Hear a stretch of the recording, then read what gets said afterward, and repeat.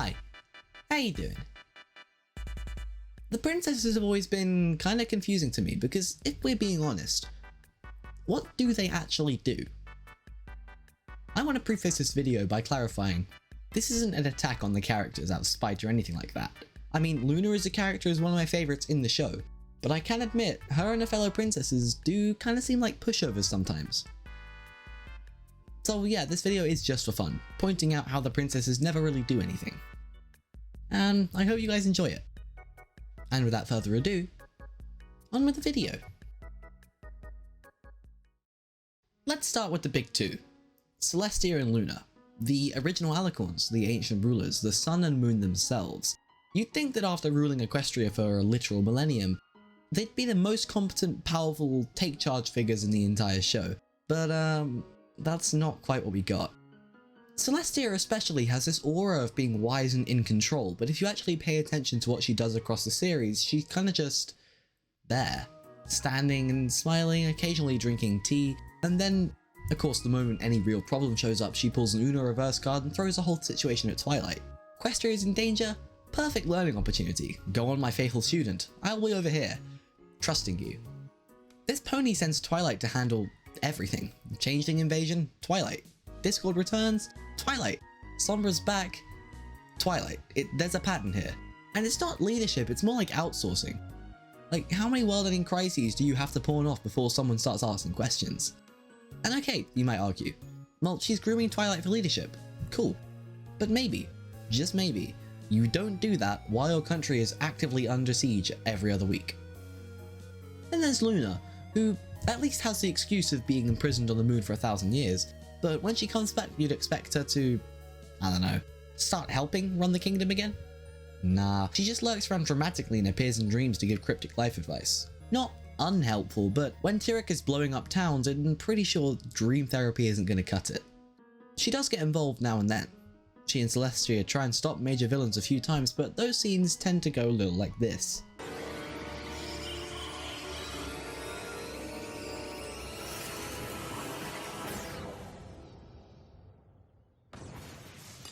They don't even get a cool fight scene, they just get zapped.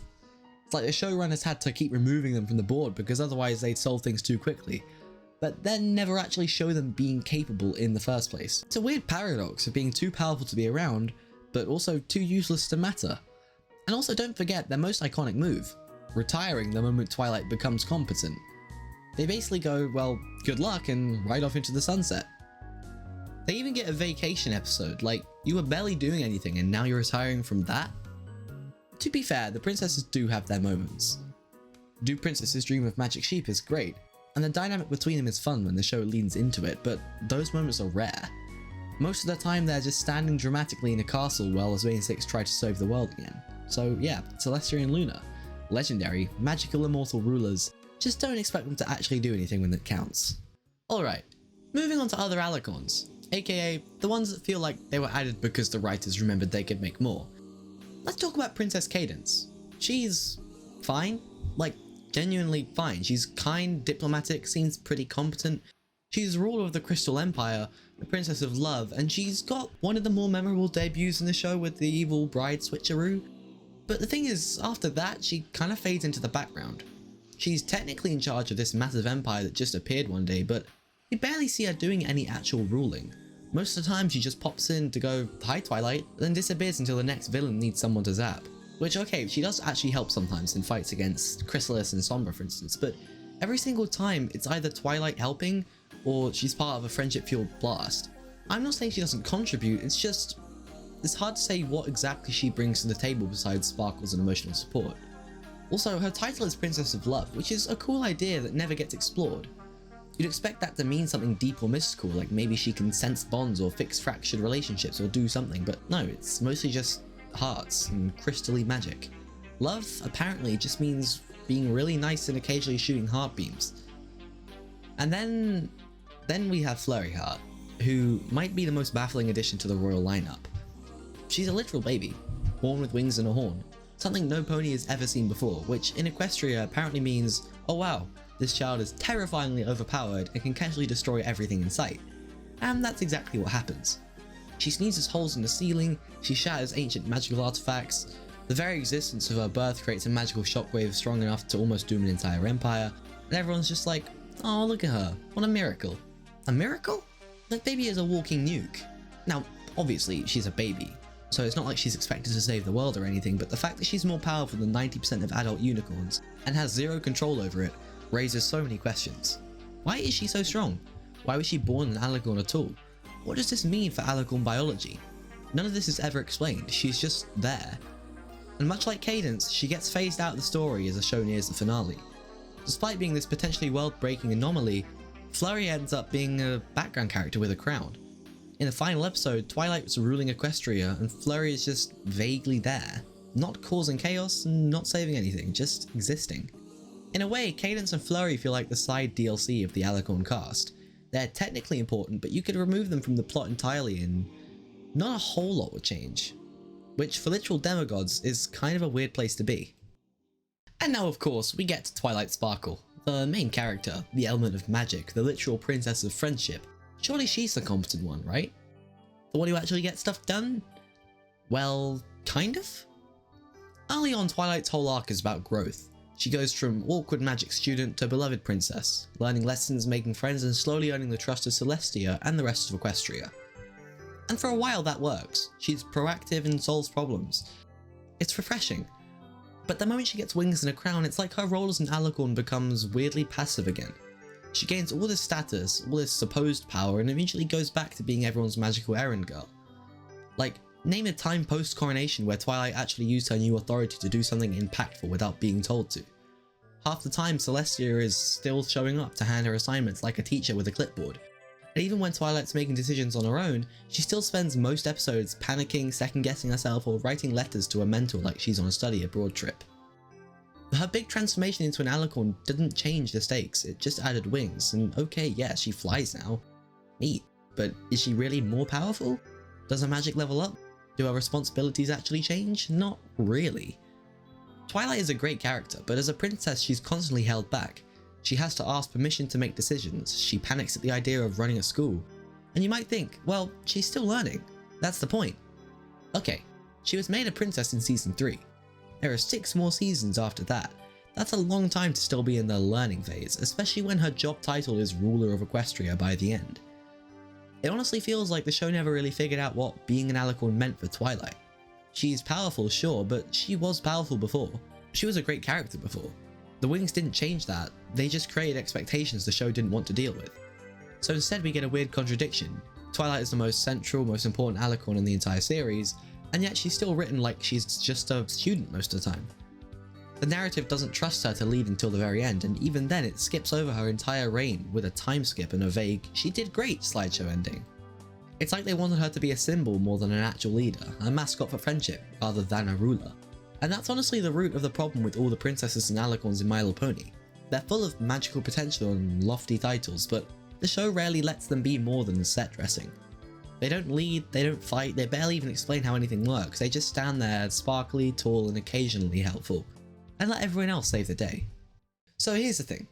Across all these different alicorns, Celestia, Luna, Cadence, Flurry, and even Twilight, a clear pattern starts to emerge, and once you notice it, you can't unsee it.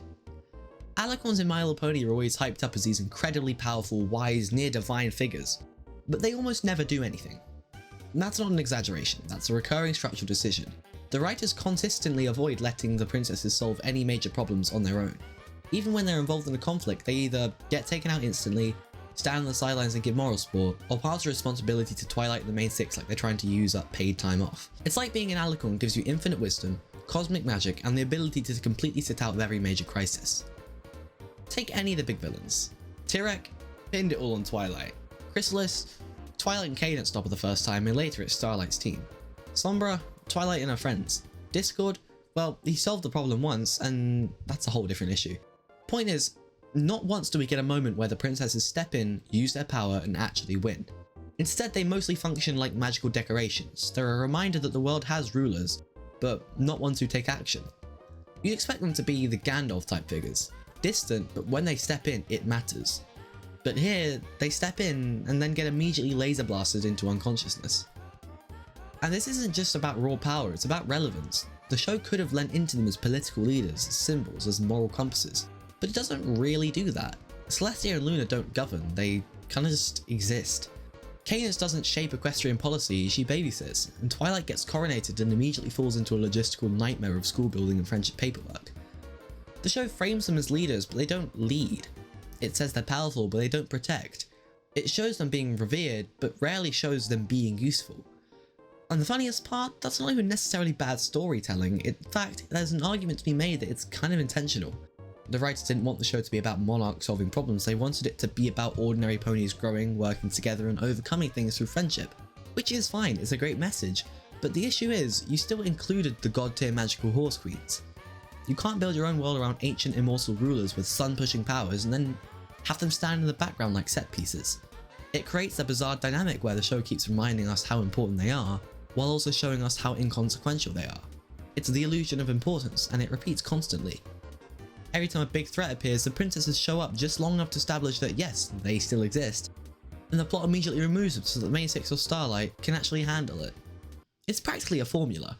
Threat appears, princesses attempt to help, princesses fail off screen or get incapacitated, Twilight and friends save the day, princesses return to nod approvingly and give a speech. It's predictable. It's absurd, and after 9 seasons, it's kinda hilarious. By the time Celestia and Luna literally retire in the final season, it doesn't feel like a shocking transition of power. It feels like they're just formalising what was already true. They were never really in charge to begin with. So yeah, when you actually sit down and look at what princesses and alicorns do in My Little Pony, the answer is usually not much. They're powerful but don't fight. They're rulers but don't lead. They're wise, immortal figures, but their main role in the plot is to show up just long enough to get zapped into uselessness. They are, in every practical sense, incredibly sparkly wallpaper. But really, that doesn't make them bad characters. In fact, there's almost something brilliant about how useless they are. Because when you zoom out, it becomes clear the princesses were never really meant to be heroes. As I said before, they're not there to save the world. They're there to represent the world the show wants to build. Celestia isn't a warrior, she's a mentor. Her power isn't blasting villains, it's in believing that Twilight could grow into something greater. She steps back not because she's lazy or incompetent, but because she genuinely trusts others to take the lead. Luna doesn't try to command ponies, she just wants to be understood. Her whole arc is about learning to exist in a world that's left her behind and helping ponies confront their fears, even if it's just one dream at a time. Cadence rules an empire, but she's never portrayed as distant or regal. She's warm and approachable. The princess's love isn't about some magical force field, it's about compassion, connection, and keeping things together when it all starts to fall apart. Even Flurry Heart, tiny eldritch nuke that she is, isn't about destiny or duty. She's a blank slate, a question arc. The idea that maybe the next generation won't be bound by the same rules or mistakes or expectations. And then there's Twilight, who yes, gets thrown into a role she's absolutely not ready for, but grows into it anyway. Her journey isn't about proving she's the strongest princess, it's about learning to trust herself, and showing others that leadership doesn't always mean perfection. It means learning, and failing, and getting up anyway. And that might just be what the alicorns were supposed to be. Not action heroes, not saviors, just reminders. That even in a world full of ancient magic and celestial responsibilities, what really matters is trust, friendship, growth, and letting others shine. So no, they're not the best at their jobs. You probably shouldn't call them during a national crisis, but they're symbols, ideals, and sometimes that's more powerful than any spell. Even if sometimes they do get bodied by Chrysalis in 2 seconds flat. And that's gonna be it for this week's video. I know I kinda completely switched up views at the end there, but I just can't make a video that's so negatively framed without showing at least some of the positives. Anyway, I hope you enjoyed. If you did, consider liking and subscribing if you haven't already, and if you really want to support the channel that little bit extra, consider becoming a channel member. Shout out to the Red Ravioli for being the first one of them. Anywho, I've kept you guys for long enough now. Thanks for watching, I've been Monodash, and I'll see you sometime soon.